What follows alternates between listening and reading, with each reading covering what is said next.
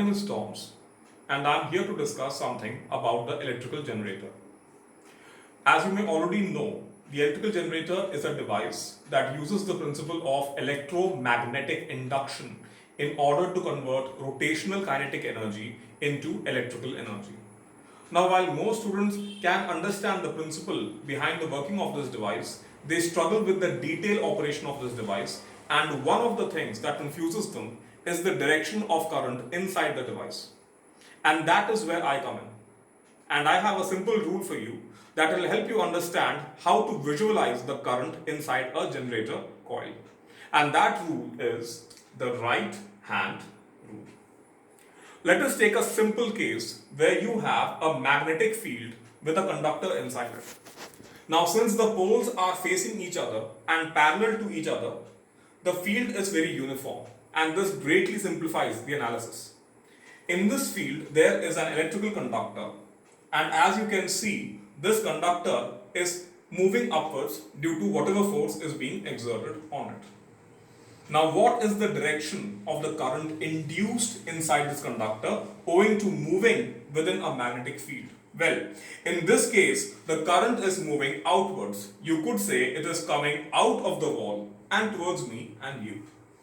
The question is, how do I know to assign this direction to the current? Why am I correct?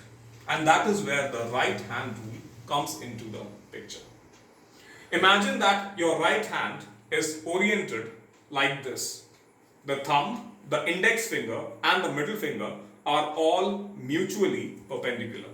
So, in this case, let us say that the thumb is pointing in the direction of the force or the direction of motion, while the index finger is pointing in the direction of the field. In this case, you can see it is from my right to my left. You will see that the direction of the middle finger automatically points in the direction of the current. And that is why this rule is so simple and yet so powerful, because it allows us to visualize how current flows inside a circuit like this. Now let us take a slightly different example where we have the same magnets, we have the same magnetic field. The only difference here is that the conductor is now experiencing a downward force. So the question is, how do I decide the direction of current in this system? Well, let us apply the right hand rule again. I again orient my thumb, my index finger and my ring finger like this, and I have to match these directions with what I see here. Well, this coil or this wire is moving down, so I will rotate my hand so that my thumb is pointing down. This is the direction of motion. As before, the field is already oriented from my right to my left, but you see the finger is now pointing away from me and away from you. In a sense, you could say that the current is now traveling into the wall. So in this case, the current was traveling out towards us, and in this case, the current is traveling in away from us. Here, we come to the schematic of the generator. We have the same field, but now we have replaced the two individual wires with the rotating coil.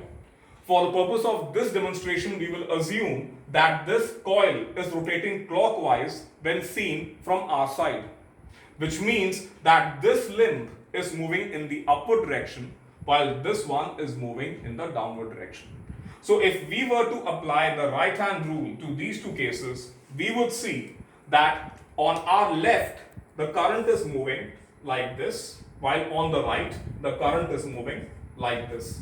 Since this is ultimately a closed circuit, we can see that the current is circulating like this. That is how we are able to induce a circulating current inside a coil by rotating it inside a generator. The right hand rule is a very simple and very effective method of visualizing the relationship between motion, field and the direction of current. I hope to see you again, and thank you for listening.